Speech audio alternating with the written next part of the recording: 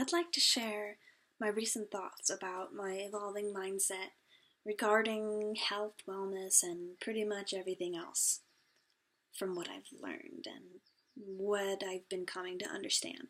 This is going to be long, but juicy. Here it is.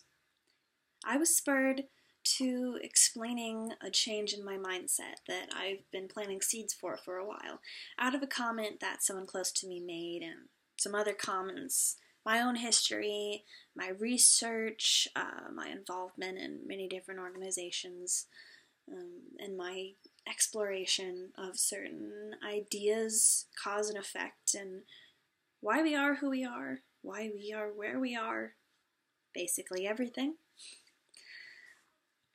Well, so here's the thing. Despite scientific understandings that give us a label or explain why something is wrong with us, while those do matter, and they are something to be respected, please remember we're never always a product of our chemistry, our genetics, or our makeup. We're always able to adapt and change.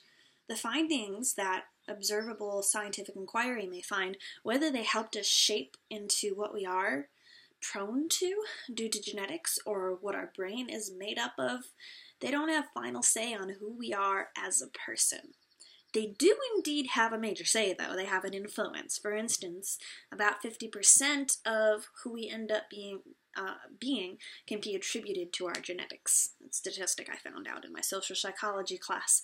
But though that sounds like a high number, it's only one aspect of looking at it. Like percentages are not saying, oh, 50%. There's a different aspect of looking at it. Because the diagnoses are only the difficulty that we find in changing certain aspects of ourselves. So we're always going to have that 50% working against us. But let's not think about that. It's just important to remember. The one reason I am much less interested in chasing after intellectualizing and focusing on what is wrong with me or other deficiencies I might have is my continued interest in going more hardcore after understanding the research and the actionable steps I can take in the field of epigenetics and neuroplasticity. I'll get to that in a second. In the past, I've had a lot of health issues. I started off with a lot of emotional issues from how I was raised and a lot of the stress going through chaotic childhood. And so I had that, and I dealt with a lot of emotional issues, but then for a while I had really bad physical issues, which really impacted my ability to do things. I'm not looking for perfection, but when I'm in bed for hours, or I'm in so much pain I can't think, it's very distracting, and I would be on my phone or on the computer all the time trying to research things that would help. But also identifying a lot with what I eventually found out was wrong with me, just because I could find a community of other people who also suffered in any techniques to get better or to help each other, and also to help understand things that other people would judge, and they would tell us, oh, it's all in our heads, which is one of the reasons that makes it difficult to talk about this video. Because I'm definitely not trying to say it's all in our heads at all. This is something that's very real. But I'll get into that in a second.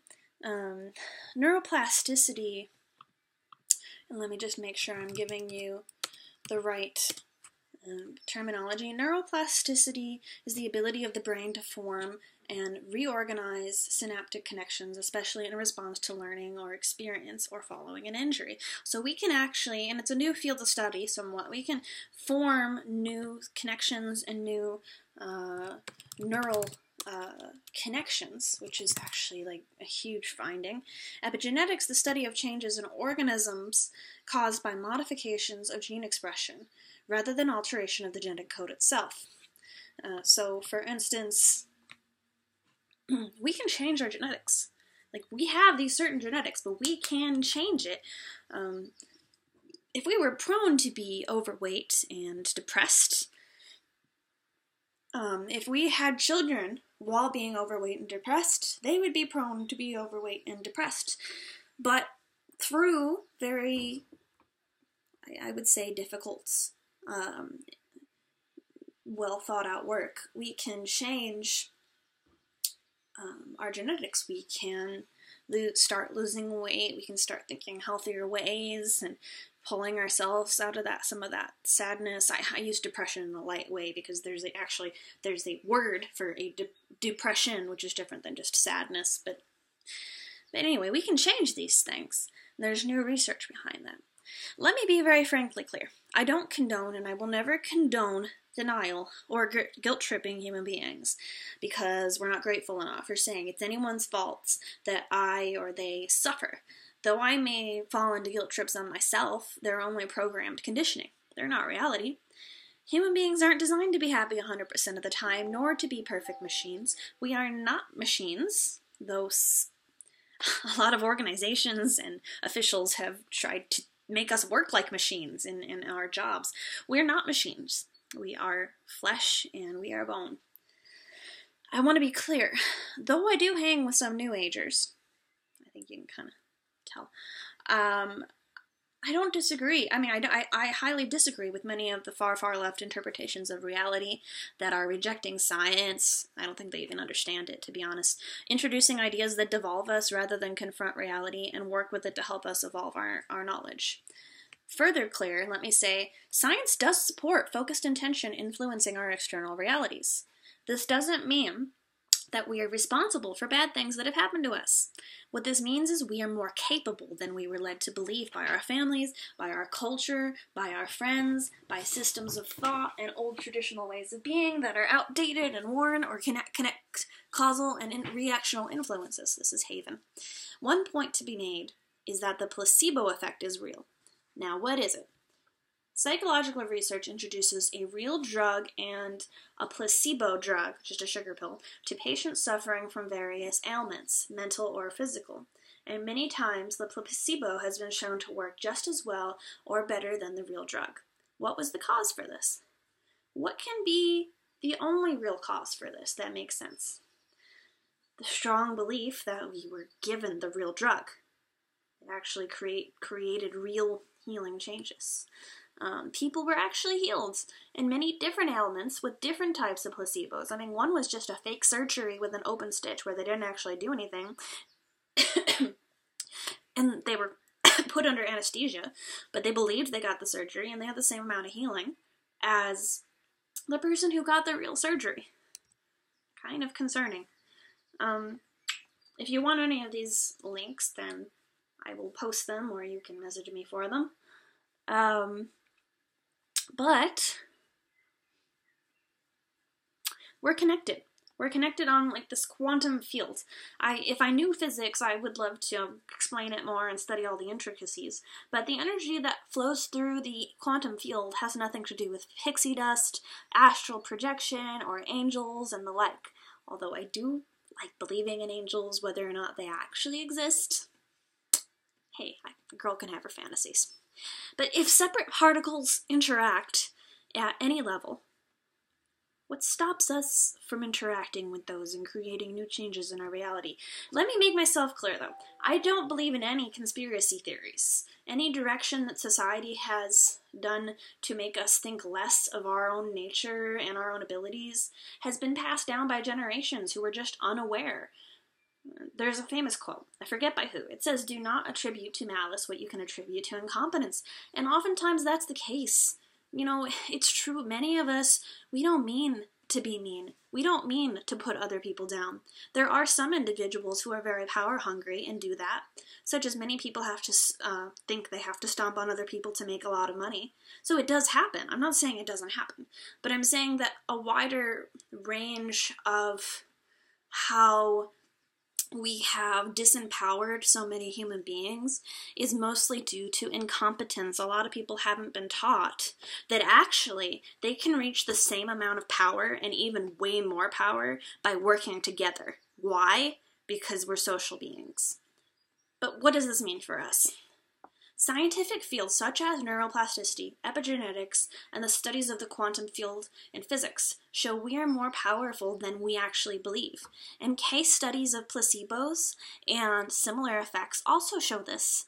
And I'm not making any direct claims as to what this means. I'm not going to tell you this means this and you should listen to me because I know. I'm just giving you all of this information and also my thoughts about it, my research. I'm not a know-all. I'm not an expert. I'm going to try to never be. I don't promise anything. Maybe I'll fall into ego, but I certainly don't have all the answers. But one thing is for sure.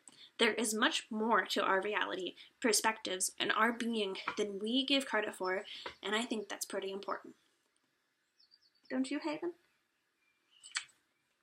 I think Haven does think so. Oh, wait. You guys, just hold on a second, because there's something I want to bring up. There's a couple of quotes. There's this book. This is the last thing I'm going to share with you guys. There's this book, something about like 5 things we can't change and the happiness we gain by accepting them. I know this is totally different from we can change our reality and we accept things, but believe it or not, it's a paradox. But part of changing our realities is accepting our realities as they are and giving ourselves empathy for them. So here are 3 things to understand about changing realities and our happiness around it. 1. Although everything changes and ends, things renew themselves and move through cycles that further evolution. 2.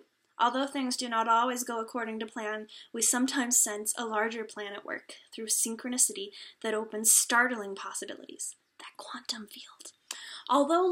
3. Although life is not always fair, something in us remains committed to fairness and refuses to be unjust or retaliatory.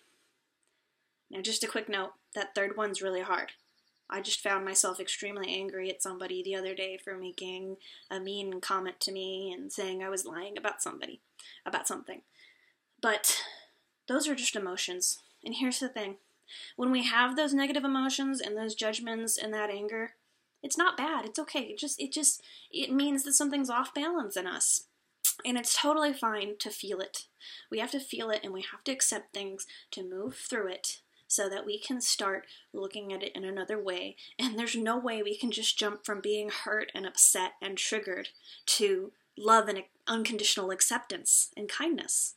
We have to go through those feelings that have popped up so many times in our life of things being unfair, of hurt and pain, and we have to feel that within ourselves, and then we have to give ourselves so much love before we are able to turn back around and give any love.